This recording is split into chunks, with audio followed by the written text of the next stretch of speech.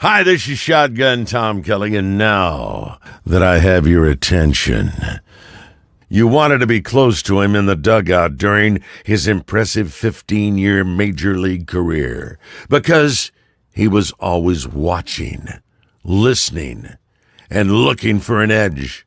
Now, Kurt Bavacqua brings that edge to Dirty Kurt's Dugout, where you can listen, watch, and be a part of the most honest, informative baseball show available today. Now, here's Kurt.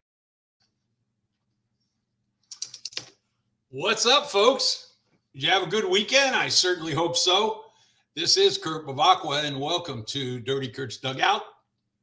I'm pretty excited about the show today, not only because I'm doing it, but because of the guest that I have on, my old teammate, Daryl Cheney, who's down in the Georgia area. We'll be talking to him in a minute. But first, as usual, I want to thank our sponsors, Hacienda Casablanca, Tony and Cindy out in the East County, 700 North of Johnson in El Cajon. And speaking about Hacienda, if you don't have any plans for Cinco de Mayo, you know what?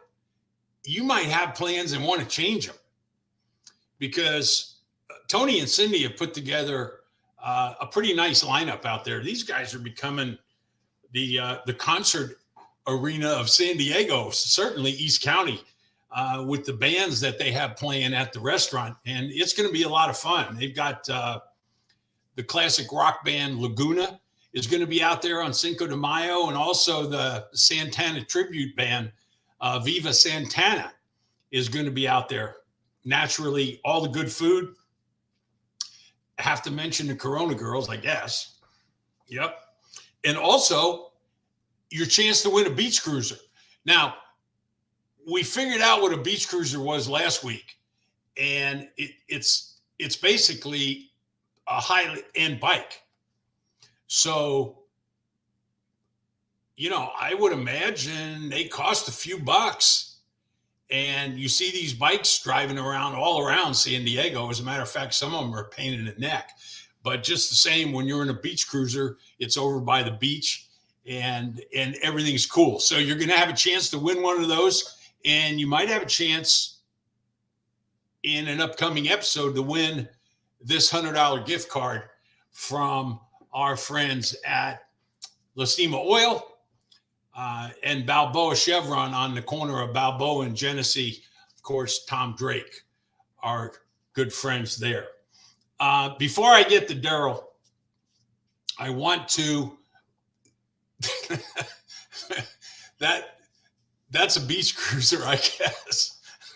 All right, Joe, take it down quick before all the guys go off. Oh boy. Terrence is back. Gil and Kyle, welcome to the show, guys. One, I got to mention this, because if I wait to get Daryl on and the other stuff that we're going to talk about, I know I'm going to let it get away and I'm going to forget it. And I don't want to forget it, because Kapler strikes again. And I'm talking about Gabe Kapler of the San Francisco Giants.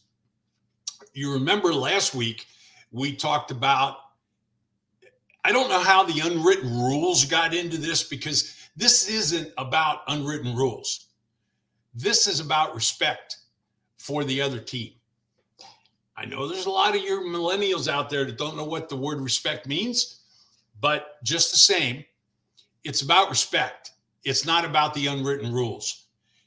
San Francisco, 2 outs in the 9th inning, up by 6 runs. They're bunting again. Last night against the Washington Nationals, a couple of nights ago, I should say, against the Washington Nationals, and it upsets the opposing team. So here's what I have to say about that. If everybody's getting upset about it, then there must be something wrong with it. There's a lot of you out there, and a lot of you, and a whole lot of you in social media, that say, oh, it's okay. There's a difference between continuing to swing the bat and continuing to pitch your ass off, and continuing to compete. It's different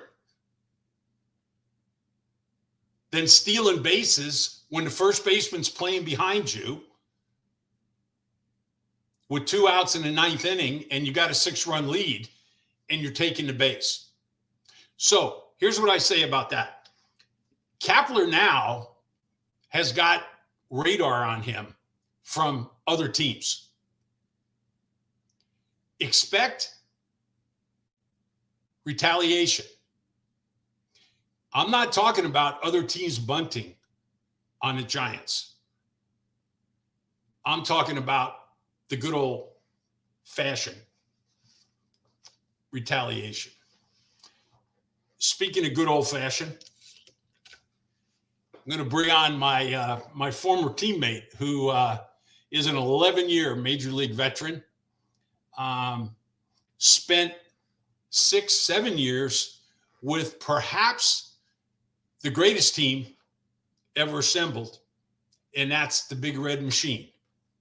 In the early to mid 70s, spent the 76 through 79 season with the Atlanta Braves, went on to become an analyst for WTBS for the Braves for a number of seasons. And the thing I want to point out, because this is going to take up some of the conversation that Daryl and I are going to have today, is that he served as the Reds player rep for 3 seasons, and a part of another one was an alternate, and also a couple of years served as the player rep for the Atlanta Braves. So that means more than half of his career, he was a player rep.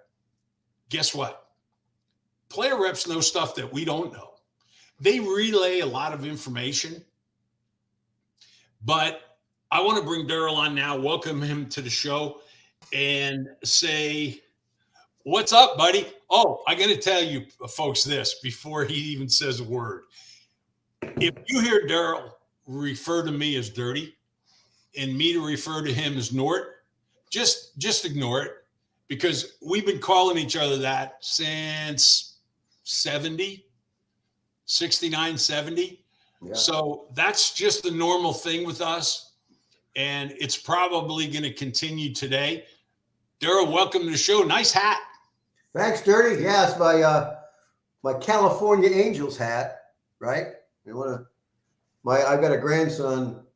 I've got a grandson playing close by you down there in what's it called? Inland Empire is the name of his team, and my grandson Chase, he's a pitcher. He took a chance out of 16th round pick out of high school, and just turned 22, and he missed the whole year, 21, because of COVID, and he's off to a great start there at Inland. And last year he moved up 3 levels from rookie to Inland to the high A. He's starting out this year at A, and he's pitching really good. So is he in Rancho Cucamonga? No, he's in San Bernardino. Okay. Yeah. Okay. Yeah. I know Rancho I think Rancho Cucamonga is one of those teams that got ousted last year or year before. Yeah. But, our friend Manfred put 40 of them out of business, I understand. So, but yeah, my son Keith, Chase's dad, played 2 years of minor league ball with the Braves organization. So we're proud to say we've got 3 generations that had a chance to play pro ball. That's pretty neat. That is pretty neat. So we came up through the Red system together, and I'm thinking back to 1971, and I went through your baseball reference real quick yesterday to look at things. Were we in Indianapolis together? No, we were in spring training that year. I don't believe we were in Indianapolis together. We may have been. Were you in Indianapolis in 71? It right. A couple of weeks into the season in 1971, Vern Rapp came up to me. He was the manager, right? That's correct. He came up to me and said, we're trading you to the Cleveland Indians. He went to Cleveland. That's right. Yeah. I got sent back the last day of spring training in 71 to Indianapolis. And then we were teammates for a couple of weeks before you got traded. So I wouldn't have even remembered that if I hadn't saw Yeah. in your baseball reference list, the teams that you played for, because I knew I was only there for a couple of weeks. And then I went to Wichita, and then I went up to Cleveland. So, and then you were recalled by the Reds that year, and then just continued on after playing with them in 69 and 70. Boy, what was it like playing for that ball club that was so strong? I mean, the other thing that I remember was the expansion draft. And I remember a bunch of us, and I don't know if you were in the group or not, but I remember Greg Riddock was in that group, and there were some guys where we sat around the bonfire, I'll say, and we talked about who the Reds were going to protect. Was it the same way in the big club? Because we hadn't reached the big club at that time. We were in the minor league. Yeah, it was the same. We had I don't know how many guys they got to protect, but they protected me. Montreal was going to, from what I understand, was going to pick me for their first pick for the 69 season. So, but I was protected. I stayed with the Reds, and I think they got Foley, their number one pick. They wanted a shortstop, I think. And so anyway, I stayed with the Reds and got to the big leagues. And what was it like on those teams? It was, it was wonderful. I mean, arguably, in that 10-year span there, from 69 to 79. They started calling us the Big Red Machine in 69. That was the first year I got to the big league. So that's why they started calling us the Big Red Machine. There's one picture out there. It's a black and white of 7 starting players.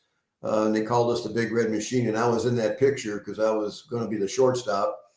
And the only guy that was missing was Alex Johnson. He didn't like to take pictures with anybody or talk to anybody or sign autographs. So, but it was, Lee May and Tony Perez and Bobby Tolan and Pete and Johnny and myself and Tommy Helms. And that's when they started calling us the Big Red Machine. But as years went by, the team got better and better. And it was quite an experience playing on arguably one of the greatest teams of its generation and arguably one of the greatest teams in the history of the game. A lot of people tell me, the Big Red Machine fans say the 72 Reds team, which lost to the Oakland A's in the World Series, was the best team of all of them. But we went, they won back-to-back in 75, 76, and I was fortunate enough to be on that 75 team. But there was nothing like it. There you go. There's a good picture right there. Cincinnati Reds, 1975, back row, second from the left, next to Danny Dreesen. There I am. Number 12. There I am. Number 12 in your scorecard, number 1 in your heart, and a couple of players down from you was a young kid by the name of Davey Concepcion. Yeah. Who he had pretty good shortstop himself. He sure did. But 19 years at it, and I think he should be in the Hall of Fame. I really do. I backed him up enough to know. I got to platoon with him in 72, and I got to play in all the playoff games because Pittsburgh had all right-handers, and then I was a switch hitter, but Sparky didn't like the way I hit right-handed. Not too many people did, but we platooned in 72, and I got to play in the World Series games against the A's, and then against the right-handers. Last game in the 7th game of the World Series. 7th game of the World Series in 72, Sparky calls me in, and they had Blue Moon Odom pitching. I said, man, this is what you're living for, man. I'm going to be starting in the 7th game of the World Series. You had a chance to be a hero. Well, Sparky called me in the office. He said, I'm putting you on the bench. I'm playing Davey. Boy, was I mad.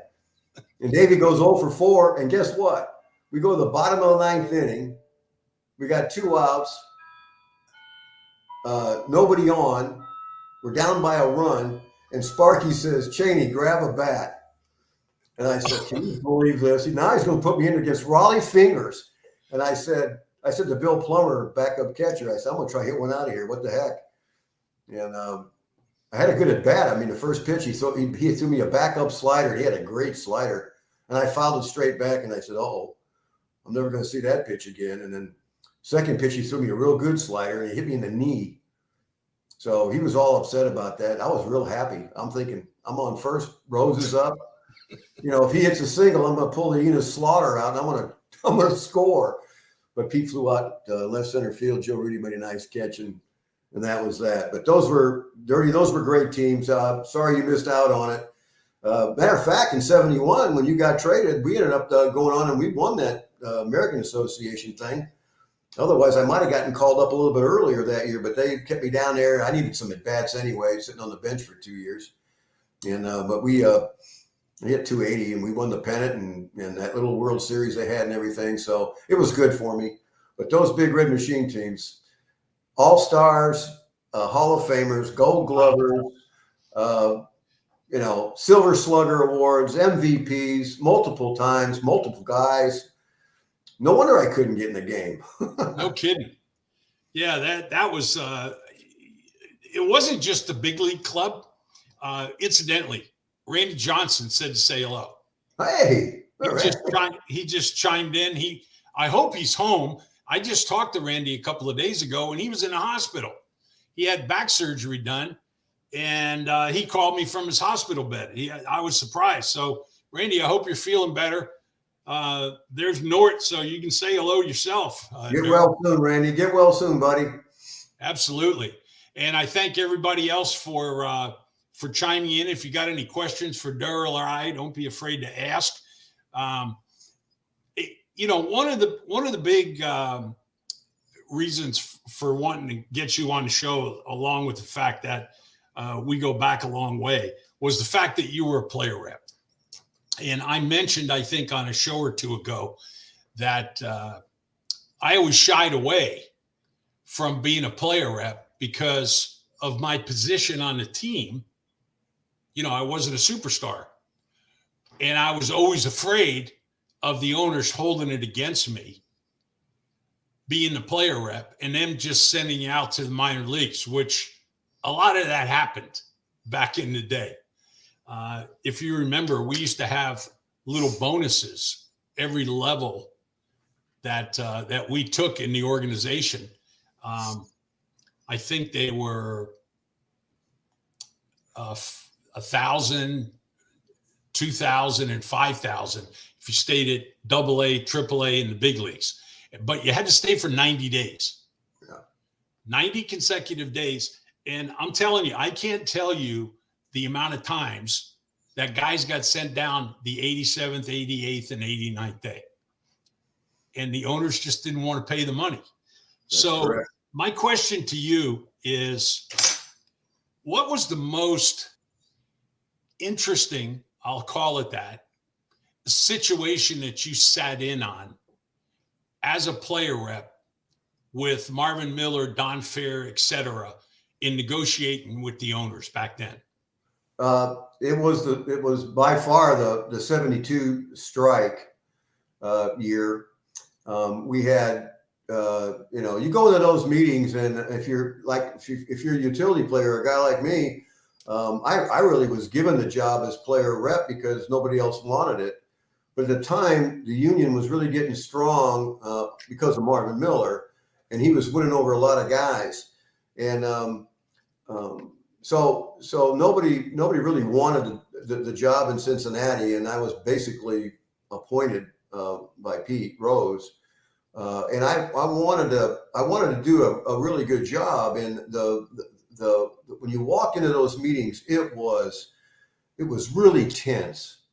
And but I don't think it was as tense for the marquee players or the Hall of Fame guys. It was really tense for guys like me, because I felt like you, that you pipe up and you want to say something and make a point. They're going to write on your little pad, well, that's one mark against Cheney, and you're risking going back to the minor leagues. And every year that I played, I had to play. I had to have a great spring in order to make the club. All my years in Cincinnati, I never went to spring training thinking I had it made. And then during that strike, I'll never forget, as the owners didn't like Marvin Miller. They just didn't like him. And at first, I don't think they respected him, but he gained their respect. I mean, if you look at the history of negotiations, from the time that Marvin got in there, the union became very, very, very strong. He actually changed the whole salary structure, not only of baseball, but of sports, because of that 72 strike, everybody was watching.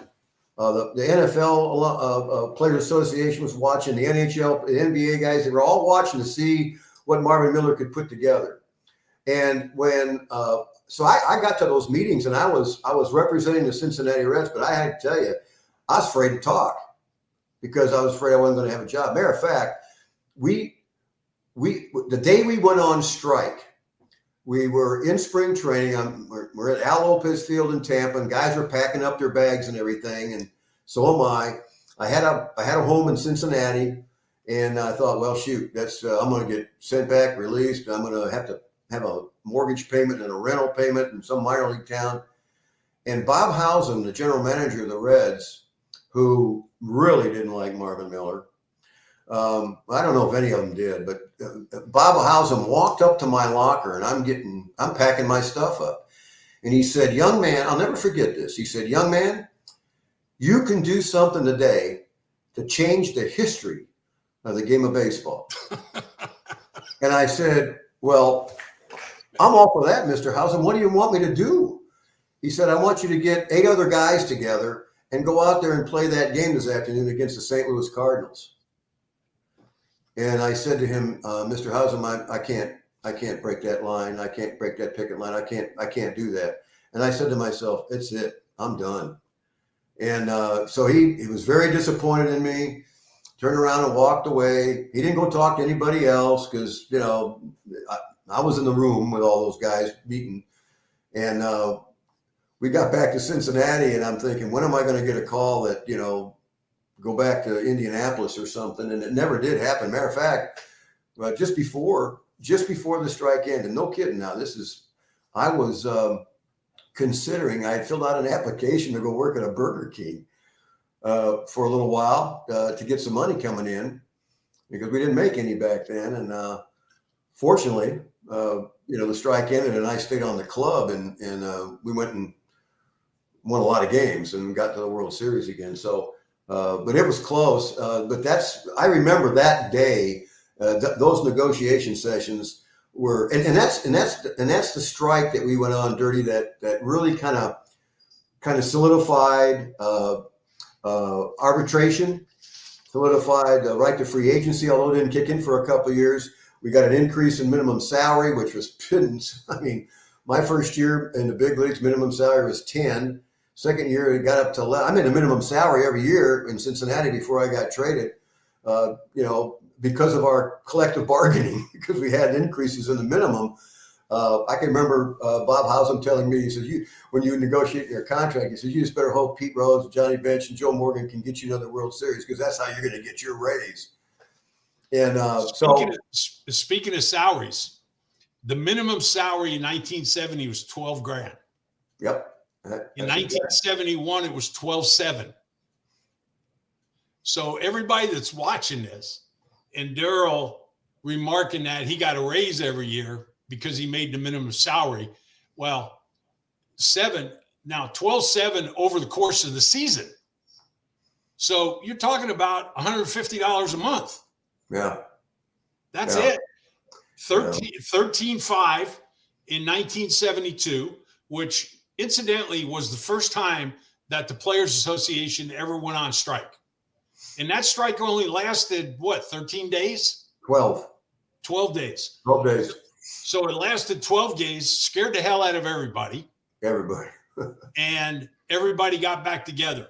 The minimum salary, the first year of free agency, which was 1976, you're already with the Braves, went up to $19,000. You must have thought you were rich.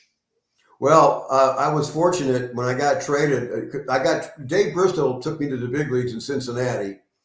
And then in 76, he got the managing job in Atlanta. And Eddie Robinson was the general manager. And they wanted me to they got me because they wanted me to play every day. So they gave me a $32,000 contract. I was in heaven.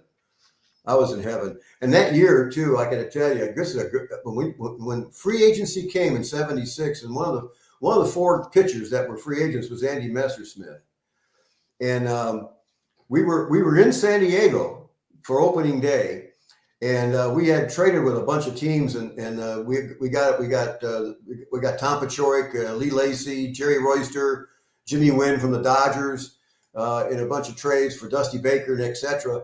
But that opening day, we're in the hotel lobby getting ready to get on the bus, and Ted Turner had just bought the ball club that year. So, and boy, that was an interesting time. So Ted's in the hotel lobby, and he's on the phone in the hotel lobby, and he says, "Boys, we got a chance to sign a free agent." This is all that negotiations been going on. Free agency's here; it's here to stay. I got a chance to sign Andy Messersmith. What should I do? And he's yelling at the team in the hotel lobby, and he's on the phone. And Paciorek and Jerry Royce are saying, "Get him!" He said he was on a phone with his agent. He says, "Get to the ballpark and we'll sign you to that 2-year deal we're talking about." He gets up the phone and he said, "Well, I got him for 2 years at $220,000 a year." That was the first free agent contract that Ted Turner signed with Andy Messersmith, 2-year contract for a total of $440,000. Today, he'd been worth a heck of a lot more money than that. And then, poor guy, I love playing with Andy Messersmith. He could pitch, and he got hurt. He pitched hurt too. But those negotiations created all kinds of things to happen. I'm looking back, Dirty, on my time doing that, and I'm proud that to say that we helped. We helped in those negotiations back and then in the lockout in '76 too. That helped create what the current players today get. I mean, it just has snowballed since things really started getting big in 1980 with those bigger contracts.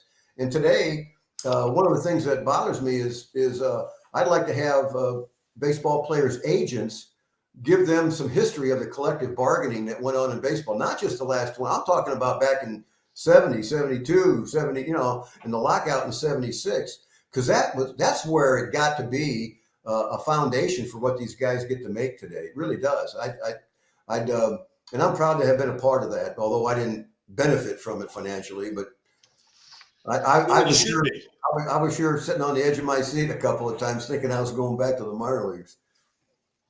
I mean, there were I was a part of, and you were a part of the first strike in '72. There was a lockout in '73. There was a lockout in '76. There was a strike in '80. There was a strike in '81. There was a strike in '85. We were all a part of that, all of those things. And the players nowadays look back and they really have no idea. I mean, these guys this year, they didn't have any idea what they were facing when they went into this collective bargaining agreement. And everything was about getting the younger players paid. If you remember back then, Darryl, and I remember Marvin specifically telling us in one of those meetings that we all sat in the bleachers and couldn't wait for him to get there because he had the licensing checks with him of $1,500, $2,000, whatever it was. But I remember him saying, everybody will get taken care of if we can get the stars taken care of. It'll be a trickle down effect. I don't think it's that way anymore.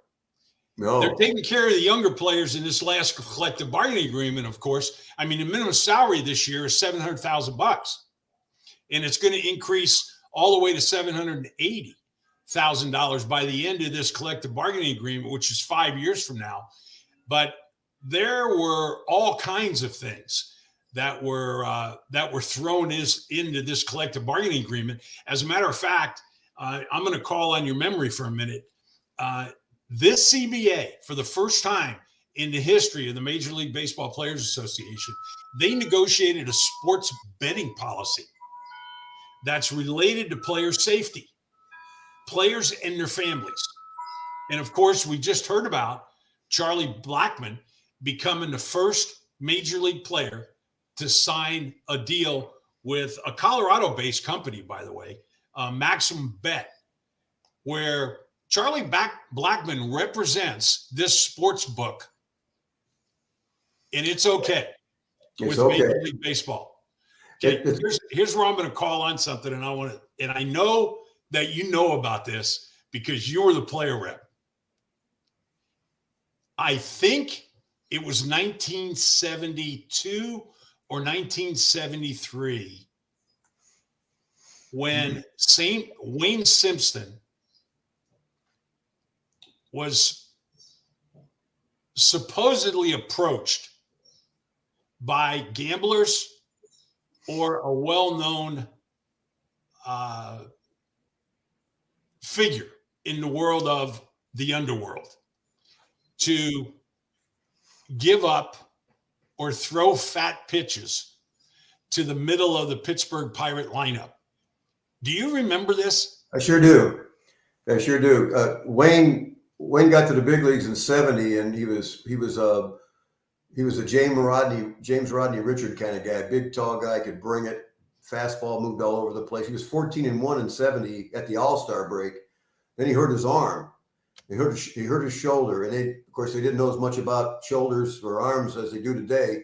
And so Wayne lost a lot of velocity and all this kind of stuff, and he wasn't throwing as hard as he was in '70 when this all happened. But yeah, he was. He went to the police or the FBI or somebody, and told them that this was going on, so he could have some protection. And they I don't know if they got anybody that came after him or not, but Wayne was living on pins and needles. Number one, he was worried about his career. Number two, now he's got a chance to throw some fat pitches to the Pirates and make some extra money that he wasn't making because he had an arm injury and he wasn't getting any raises. So yeah, that's what gets me about this promotion of gambling and stuff now and the relationships they have. When Pete Rose first got in trouble, I was disappointed in him. We all knew that he liked to go bet. I mean, he took me on a to the horse track my first day in spring training when I was 18 years old. But they banned Pete long enough. With all this going on now, it's time to forgive and forget. Put this guy in the Hall of Fame. Go ahead and put an asterisk up there like you're going to put against other guys' names and all that. I'd like to see Pete Rose go in before he's not alive anymore. The way the game's going today, I don't understand why they can't adjust this thing and bring him back in and reinstate him and get him in the Hall of Fame. But these things were happening back in those days, and a lot of guys were looking at, should I do this, because they weren't making any money. I mean, when the minimum salary in '69, my first year was $10,000. People ask me all the time, well, what's it this year? And I said, it's over 700,000. They'll say, well, everything is relative. No, it's not. $10,000 doesn't equate today to $750,000. It just doesn't. But we fought for it back then. We fought for it to see what's going on today. That's where it all started. So going back to Wayne for a minute, this is what I heard. And I don't know why we've never talked about this before, but maybe it was 73. I don't remember what year it was. Do you? Do you remember what year it was? Well, I think it was 72. It might have been 71, but I think it was 72 because after he hurt his arm, he struggled in 71, and then I think it came along in early 72. Well, that was happened again with another team that I was with, and I'm going to get to that in a minute. But first, I want to finish this Simpson story because this is what I heard. He's pitching a whale of a game against the Pittsburgh Pirates. I mean, he's shutting down all of the big players that he's supposed to give up fat pitches to, and he hangs a slider to Bob Robertson in like the 6th inning, and he hits it in the upper deck. And when Simpson went back to his room that night, supposedly, there was an envelope under his door with $2,000 in it. I don't know if that's true. Did you hear any of that? I can't confirm it. Okay. I can't confirm it. That's fair enough. That's about the best I can say. Okay. So I'll confirm it as soon as Daryl gets off, everybody. just in case you're interested. This happened in 1975 when I was with the Brewers. It happened to a left-handed pitcher that we had by the name of Billy Travers. And we were in New York playing the Yankees. And somebody approached Travers the night before his scheduled start and made him an offer. And he went to management of the Brewers. We had a big meeting before the game. They were literally afraid for Billy Travers' life because they told him that if he went to anybody, that somebody would pick him off at the ballpark. So I went down to the Brewer bullpen to warm him up before the game. I guess they didn't want to send a starting catcher to get killed. They wanted to send me. They didn't care. But that actually happened. He was offered a substantial amount of money to throw the game against the Yankees that night, and instead decided to go to management and tell them about it. What year? What year was that? Follow up was with that. I don't know. What year was that? 75. Nobody was making any money in 75 yet either. So no, not at all. It was more tempting. Yeah. Not at all. Well, I certainly thank you for your years of service and years of friendship. It's wow. It's been a while. Yeah, it sure has. Good to be with you. Now, you know what? Who's that sliding into you? That's Cleon Jones. You know what? All these years, up until I asked producer Joe to pull this picture for me, I thought that was Roberto Clemente. No, but I'll show you. Hang on a minute. See if my camera will do this. See if I can turn this around. See if y'all can see this. That's maybe that was the picture I was thinking of. That's Roberto Clemente. That's Roberto Clemente knocking me off, trying to break up a double play in the 5th game of the 72 playoffs.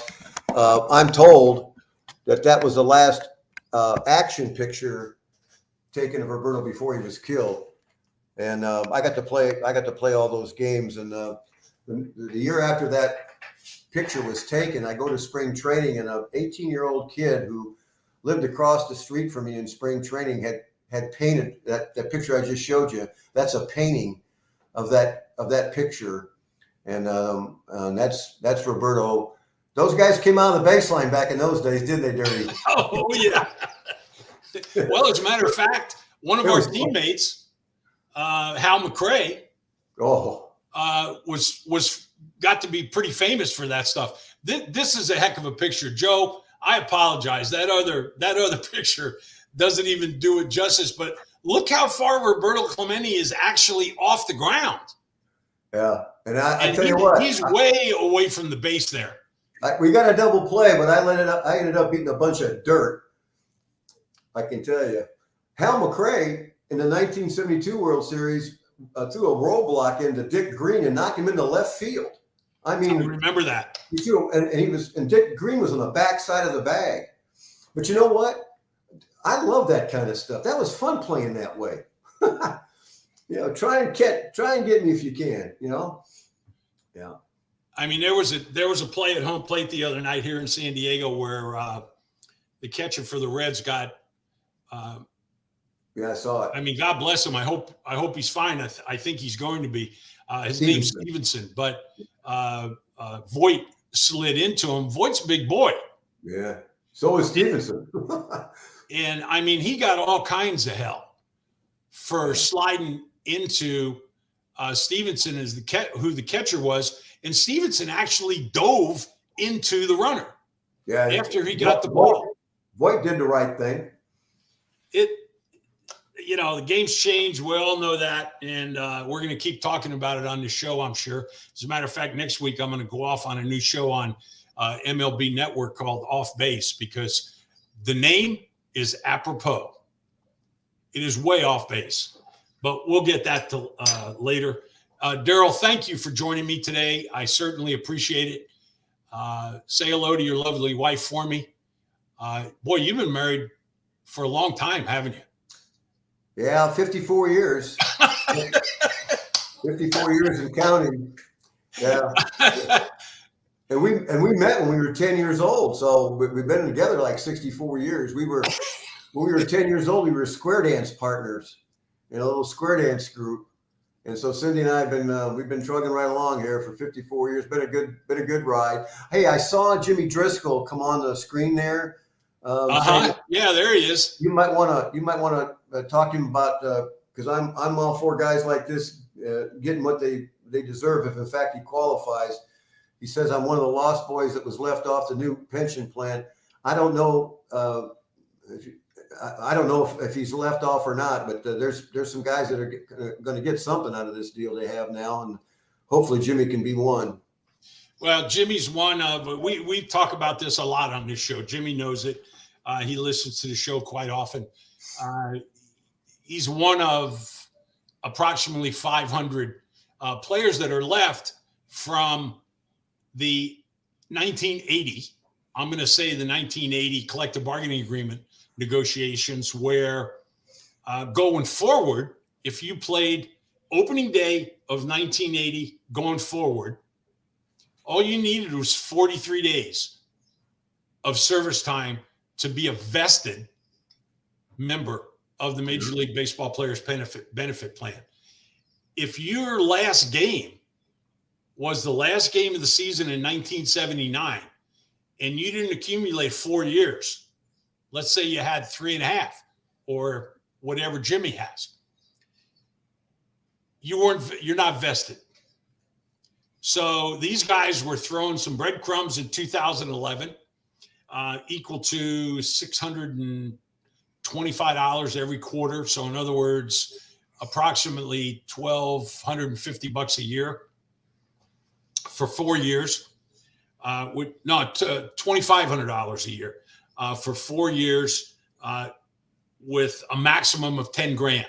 They got a 15% raise this last collective bargaining agreement, or the one that's not ratified yet. I don't know what's taking them so long to ratify this collective bargaining agreement, but it's still not ratified yet.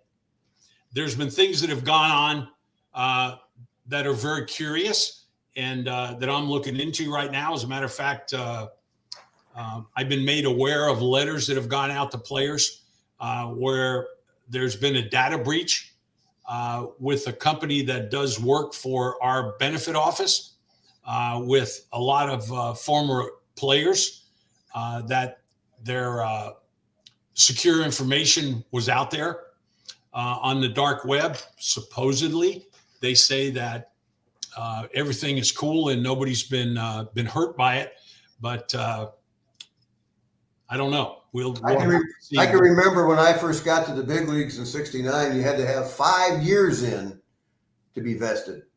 And then in the '72 strike, we got that knocked down to 4. Right. Now I don't know what it is today. It was 43 days after 80, and I think it's less than that now, isn't it? No, it's 43 days. 43 days today too? Yeah. That's pretty good. So now, naturally, a player's not going to have a huge pension at 40. I mean, the new pension as of this collective bargaining agreement is maxed out at the federal limit of $245,000 a year. You know, that's a huge number. I mean, it really is.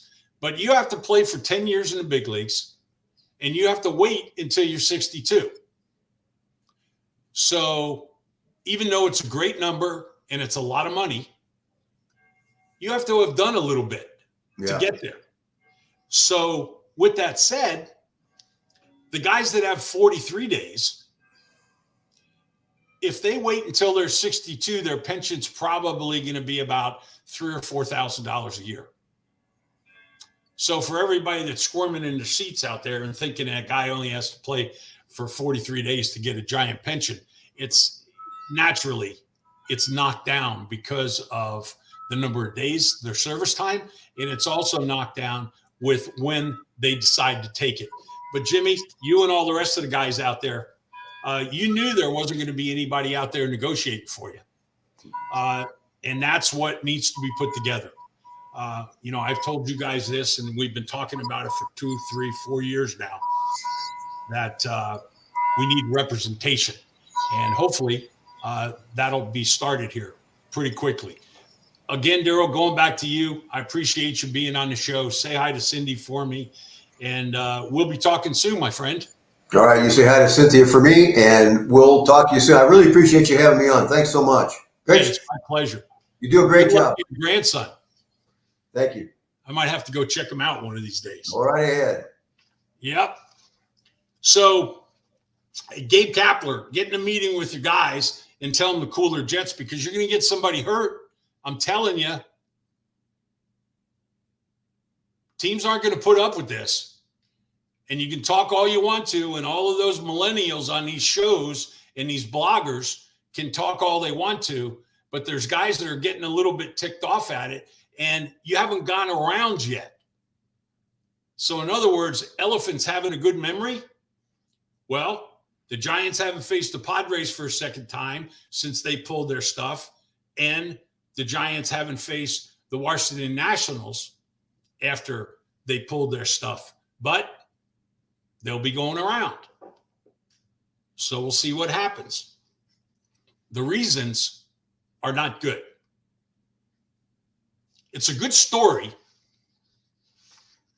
but it's not good. And the story, folks, by the way, is Gabe Kapler is saying in his team's defense that the reason they're doing it, and what I'm talking about them doing, is bunting when you have a 10-run lead,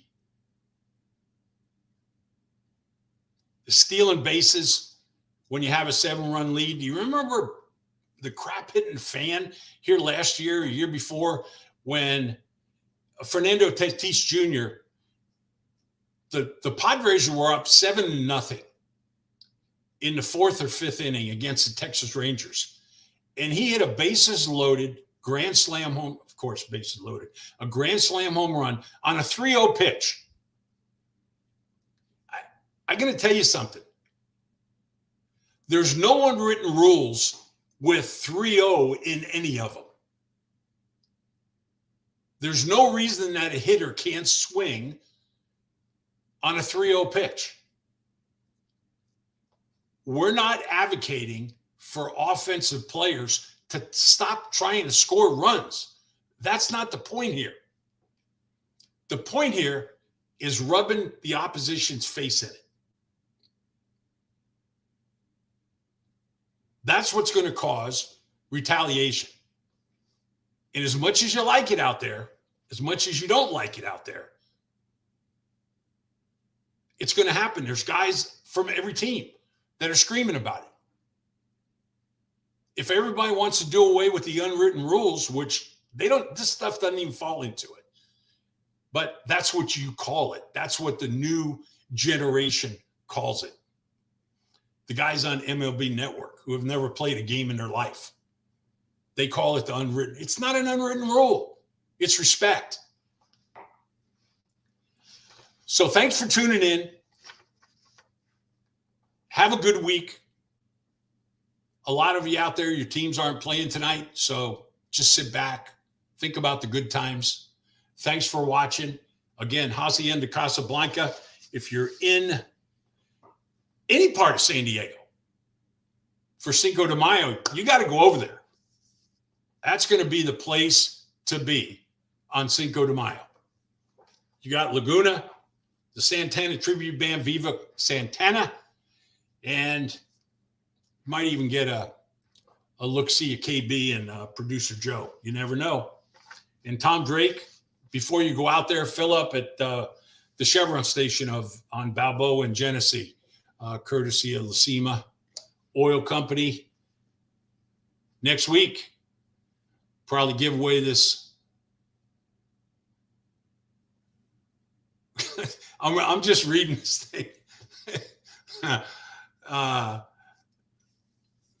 I'll just let you guys read that. We're going to give away this $100 gift card next week. And it's going to be regarding something we said on this show.